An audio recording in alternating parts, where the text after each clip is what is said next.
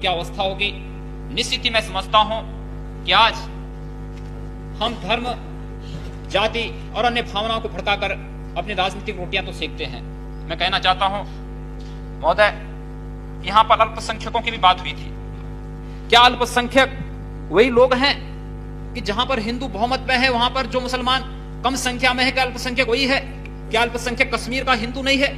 क्या कश्मीर के उस हिंदू के बारे में, उन अल्पसंख्यक हिंदू के बारे में जो आज 3-3.5 लाख की से अधिक संख्या में इस देश में शरणार्थी के रूप में जगह जगह भटक रहा है, क्या उसके बारे में कभी सोचने का कि फुर्सत इस सदन में बैठे हुए माननीय सदस्यों को कभी फुर्सत आई है?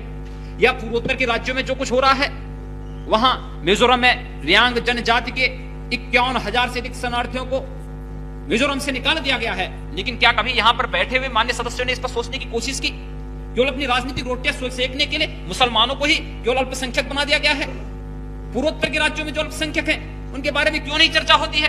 कश्मीर में जो अल्पसंख्यक हैं उनके बारे में क्यों नहीं यहां पर चर्चा होती है? और अगर अल्पसंख्यकों की बात होनी है तो 1984 में जो इस देश में हुआ था, क्या वो सिख अल्पसंख्यक इस देश में नहीं है? निश्चित ही, और इस सदन के माध्यम से जो कुछ हो रहा है, अध्यक्ष महोदय, भावनाएं तो तब इस देश की जनता के भावनाओं के साथ खिलवाड़ हम तब नहीं करते हैं जब सदन में इतनी उदंडता होती है। इस देश की जनता की भावनाओं के साथ क्या तब हम खिलवाड़ नहीं करते हैं जब यहाँ पर एक कोई सदस्य कहीं समस्या को उठाना चाहता है और उसको बोलने की छूट नहीं दी जाती, उसको बोलने नहीं दिया जाता है, उस पर व्यवधान उत्पन्न किया जाता है? क्या उसकी भावनाओं के साथ खिलवाड़ नहीं होता है? इस देश की करोड़ों जनता की भावनाओं के साथ खिलवाड़ नहीं होता है? निश्चित ही सोचना पड़ेगा हमें।